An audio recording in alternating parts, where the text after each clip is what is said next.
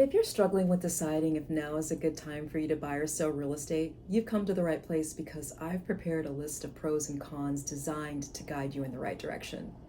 My name is Darlene Perry, a San Francisco Bay Area real estate agent with the Genesis team.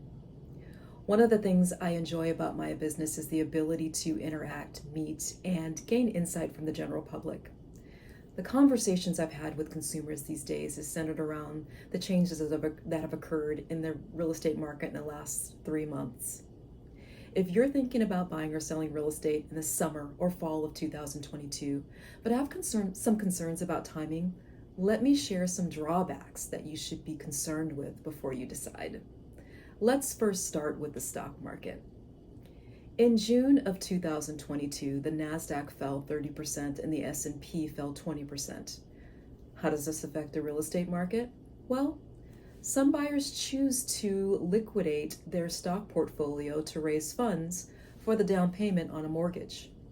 If the stock market's down, chances are portfolios are down, and this has affected buyers' ability and strategy to use their stock portfolio as a source for their down payment. Speaking of affordability, let's now talk about the increase in mortgage interest rates. Right around the midpoint of 2022, the Feds decided to increase the mortgage interest rates to combat inflation. What does that mean for buyers these days? Well, during the pandemic and the months that followed, interest rates were at a historic low at around 3 to 4%. If buyers were pre-qualified or pre-approved at that historic interest rate, the chances of them being able to afford the home that they wanted back then with the higher interest rates are slim to none.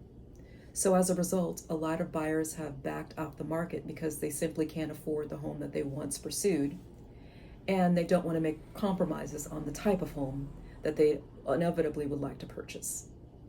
Now, when you combine a decrease in the stock market and an increase in interest rate, what you arrive at is lower consumer confidence. And for the last 3 consecutive quarters, consumer confidence has been very low, largely due to inflation.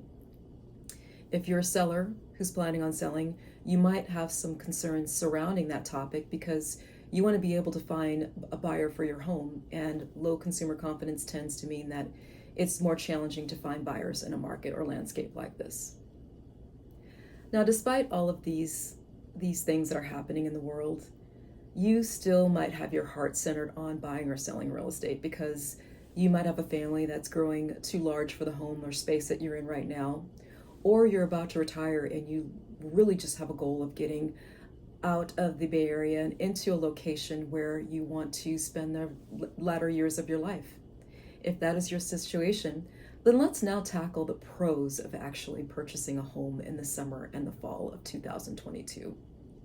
Let's circle back to the list I provided you on the drawbacks. The stock market. If your stock market portfolio has declined, bear in mind that there are other ways for you to actually raise money to purchase a home. You can actually be gifted the money from a family member. And if your tax preparer agrees with this strategy, you can borrow up to 50% of the value of your retirement account, including your IRA, without a penalty.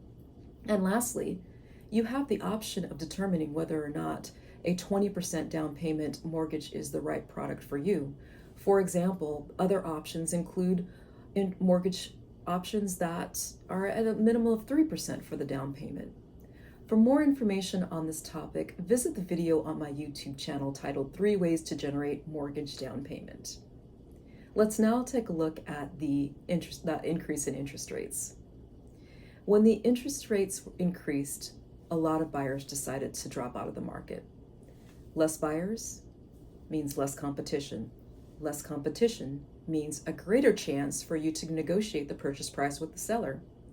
And if you're a seller, sure, you might have to negotiate your purchase price, but chances are the amount of money that you sell your home for in 2022 is going to be more than if you decided to sell your home before the pandemic. And lastly, let's talk a little bit about consumer confidence. If you're swayed by the headlines that are being presented by the media these days, always go back to your why. If you have a family that is growing out of the space that you're in right now and you have a goal to actually get into something larger with the yard for your animal and your kids, now's a good time for you to buy or sell real estate. If you have a home and it's too large for you and you want to get into something smaller and more cozy for the latter years of your life, now's a good time for you to buy or sell. Or if you simply just want to be at a different place, now is a good time for you to buy or sell. Don't compromise your why. Thank you so much for watching this video. For more helpful tips on real estate, feel free to like and subscribe. And if you need real estate resources, please reach out to me at dperry@interorealestate.com with a brief description of your needs, and I'll be happy to help. Thank you again for watching this video. Make it a great day. I'll talk to you soon.